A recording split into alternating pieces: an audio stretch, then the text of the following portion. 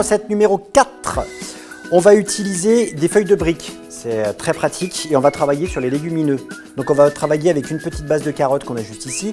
On a un petit morceau de courgette qui est là. On a quelques pois gourmands qui sont juste ici. De l'ail, un oignon blanc, ça sera léger. On va à peine le cuire. C'est juste pour avoir un petit côté un peu fondant en fin de bouche. Persil plat dans la mesure du possible. Et on a un petit peu d'épinards qui est juste ici. Alors, premièrement, on va couper les légumes. On coupe en deux, on débarrasse. J'en mettrai que la moitié, la petite moitié. Carottes, courgettes,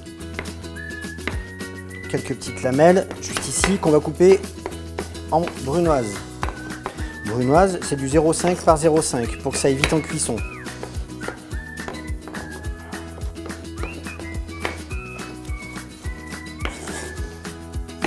La carotte, on l'appelle.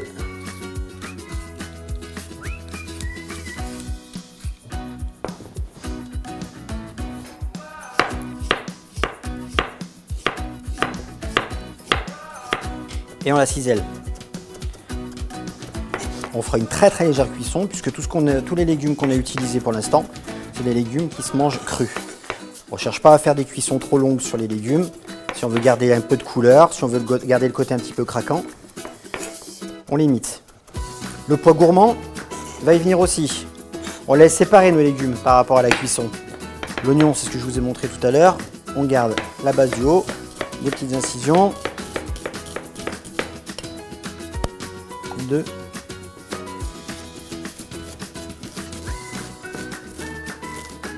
Comme ça quand on coupe. Il faut couper le produit. Il faut l'inciser. Le pois gourmand, c'est un produit qui peut se manger cru, hein, comme je disais. Si vous le coupez très fin, il ne faut pas le laisser entier, il ne faut pas faire des gros bâtonnets. Il faut juste le couper en deux. Le couper en petits morceaux comme ça. Un petit filet d'huile d'olive, on y met un petit peu de sel, un petit peu de poivre et ça fonctionne. On ne mangera pas cru tout seul comme ça, mais si vous l'accompagnez dans une salade avec une petite roquette ou avec une petite salade avec des asperges aussi, ça fonctionne très bien. On fait la découpe de tous nos légumes. Les épinards, hop, des petites. Ça va fondre de toute façon quand on va en faire la cuisson. Et qu'est-ce qui nous manque? L'ail. On mettra que la moitié.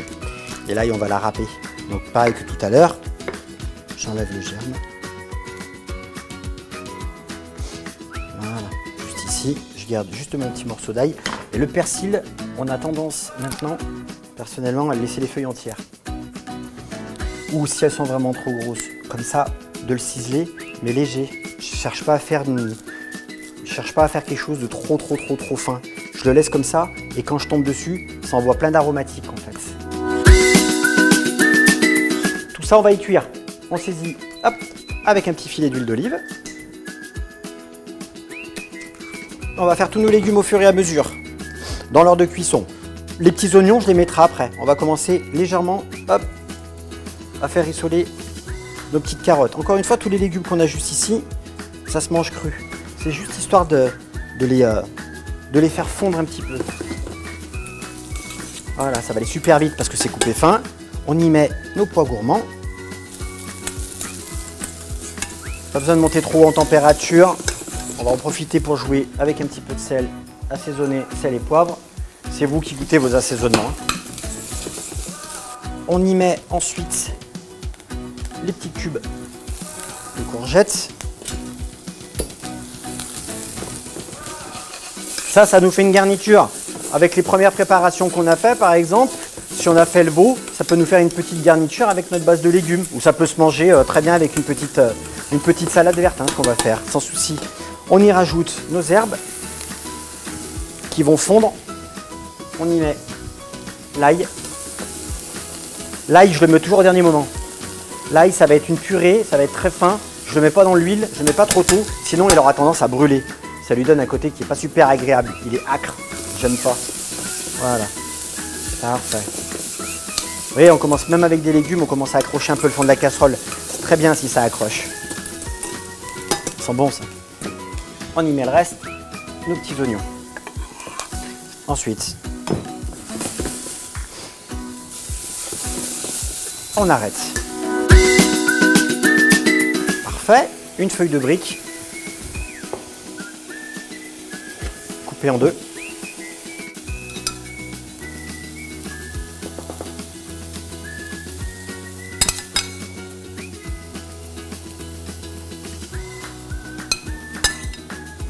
Alors là, on est sur des petites quantités, hein, mais bien sûr, vous pouvez vous montrer les quantités en fonction du nombre de convives que vous avez.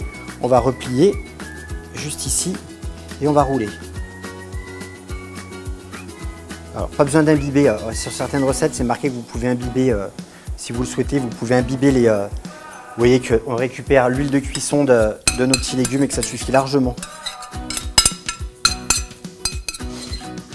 On reste, hop, sur la longueur. N'hésitez pas à mettre un petit peu de sel quand même, parce que la feuille de brique, ça a tendance à absorber un tout petit peu de sel et à devenir un tout petit peu plus fade. Et on finit de rouler. Voilà. On les réserve. On remet un petit filet d'huile d'olive dans notre assiette. Sinon, on les prend, on les met au four. Je ne vais pas donner de temps, mais jusqu'à une dizaine de minutes à peu près pour faire une cuisson et finir la cuisson au four. Et on pourrait venir imaginer le dressage avec ce qu'on a fait tout à l'heure. Voilà, on rajoute les petits légumes qu'on avait déjà utilisés, juste pour la déco.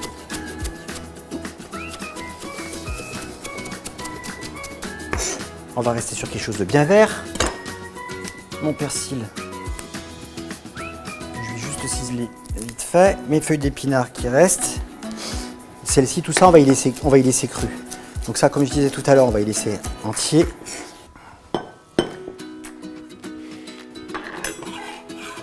Et on se fait une petite salade d'herbes. Je vois une toute petite pointe d'oignon cébette. L'oignon cébette, le vert, tout se mange.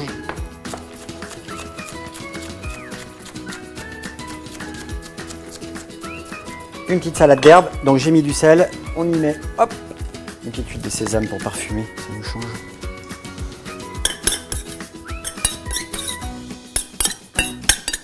Dans l'assiette.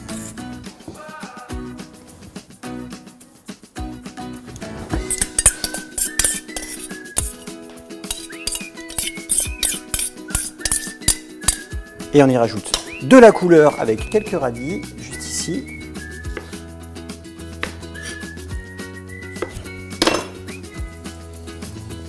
Voilà. Ça, c'est des légumes, c'est frais, ça coûte rien et ça vous fait une assiette qui est pleine de couleurs, pleine de fraîcheur. Et voilà.